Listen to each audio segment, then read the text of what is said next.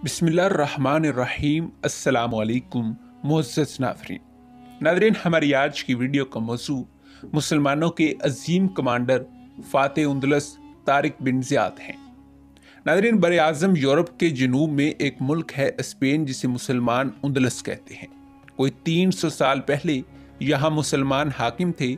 उन्होंने इस मुल्क पर नहायत ठाठ और शान शौकत से 800 बरस तक हुकूमत की। तारीख के सफ़े इनके अजीमुल शान कारनामों से भरे पड़े हैं। स्पेन के मुसलमानों के यूरोप पर बहुत एहसान है। आज यूरोप में जो इल्मी और ज़हनी तरक्की दिखाई दे रही है, इसमें स्पेन के मुसलमानों का बड़ा हिस्सा है।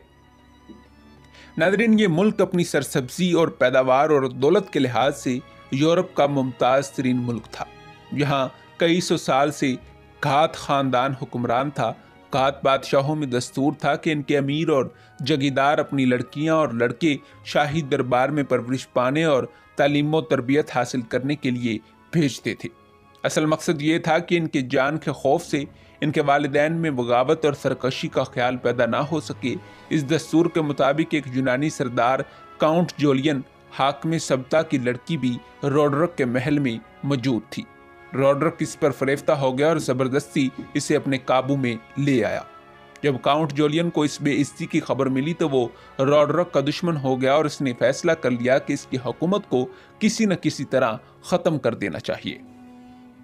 नाज़रीन, इस ज़माने में मूसा बिन नसीर शुमाली अफ्रीका को फतह कर चुके थे। नक्शा देखने से पता चल सकता है कि शुमाली अफ्रीका के साहिल और स्पेन के दरमियान सिर्फ एक छोटी सी आबनाई है, जिसका फासला 7-8 मील से ज़्यादा नहीं है। काउंट जोलियन मूसा बिन नसीर के पास आया और अपने साथ होने वाले जुल्म की तफसीलात बताईं और हमला करने की दावत दी और वादा किया कि वो इस सिलसिले में हर किस्म की मदद करेगा।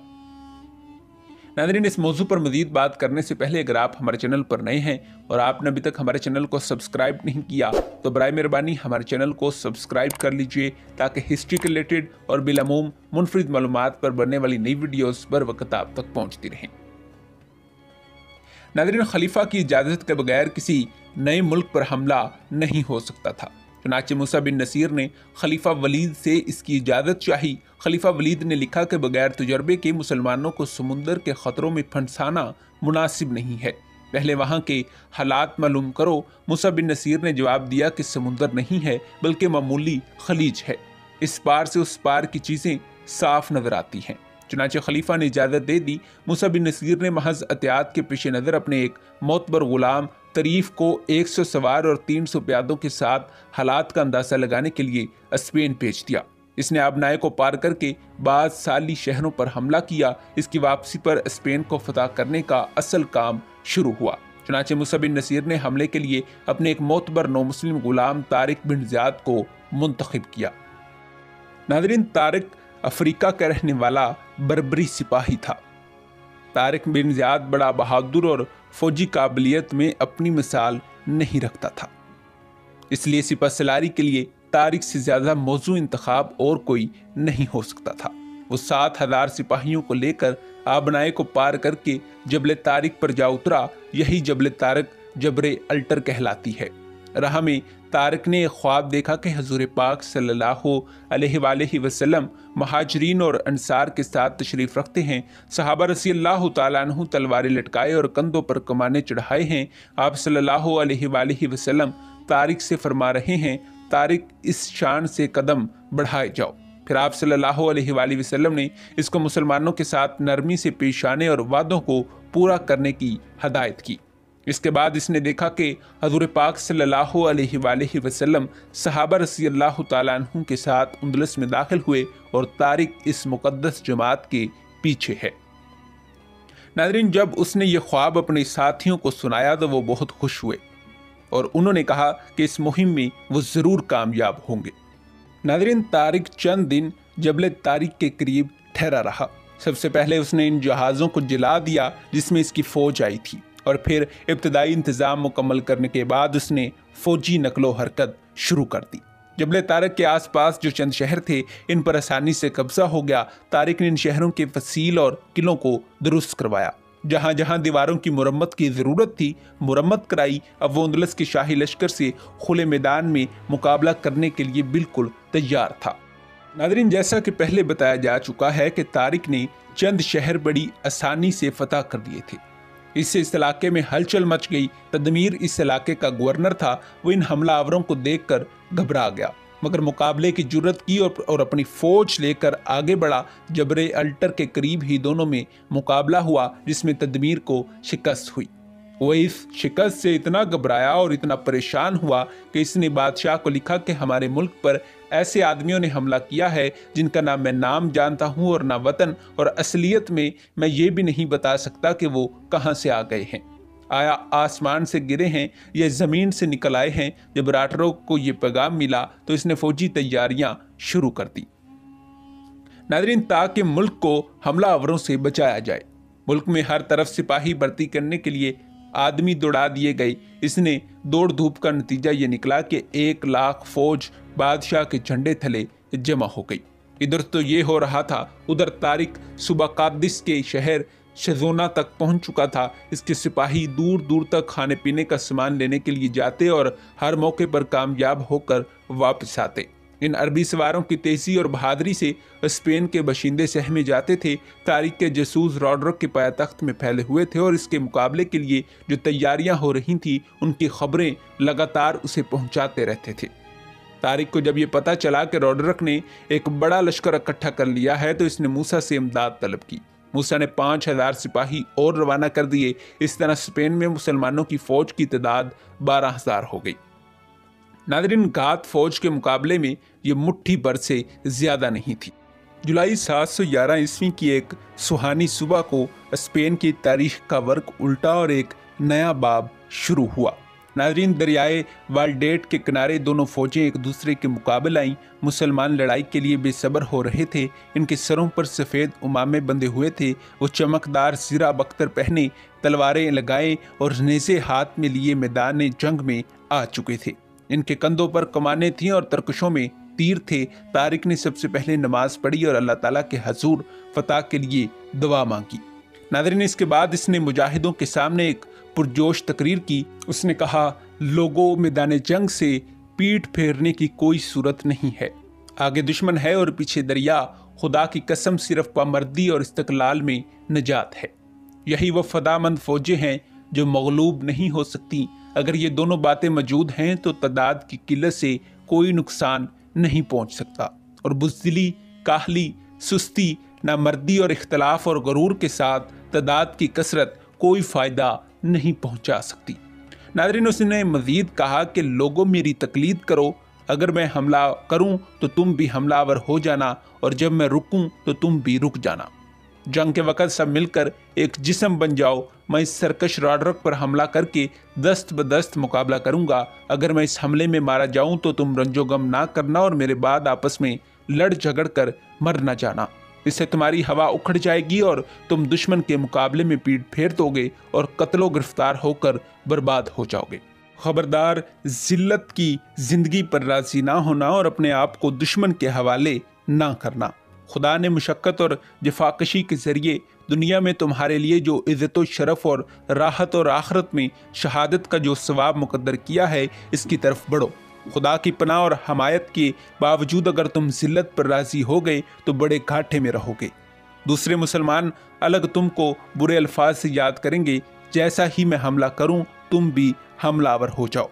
नादरीन, इस पुरजोश तकरीर को सुनकर सिपाहियों के दिलों में जोश व खरोश और वलवला पैदा हो गया।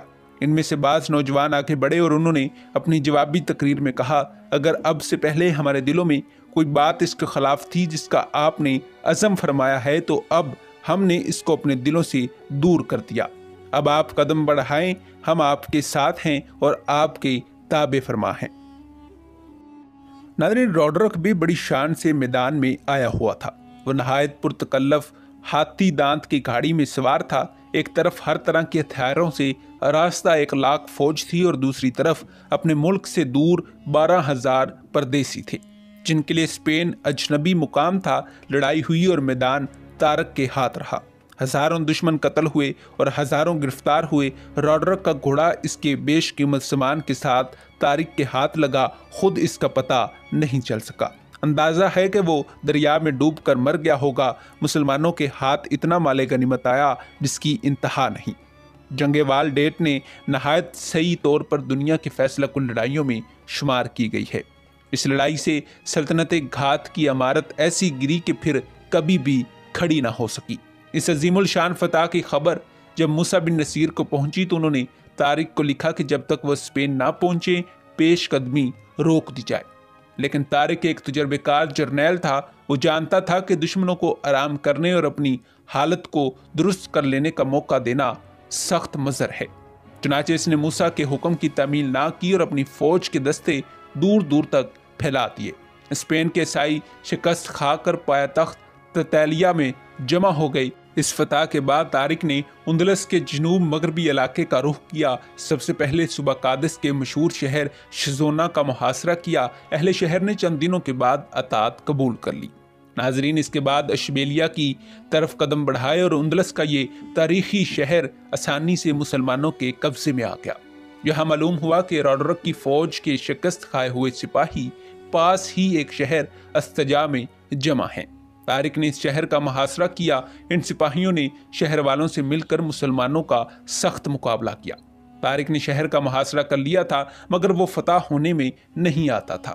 اتفاق دیکھیے، ایک دن شہر والوں میں سے ایک شخص اس دریا کے کنارے آیا جو شہر کے ایک طرف بہتا تھا۔ طارق نے اس کو دیکھا، وہ دریا میں اتر چکا تھا۔ طارق نے پانی میں کود کر اس کو دبوچ دیا اور دریا سے نکال کر اپنے خیمے میں لے آیا۔ شکل و شباہت سے وہ معزز شخص معلوم ہوتا تھا۔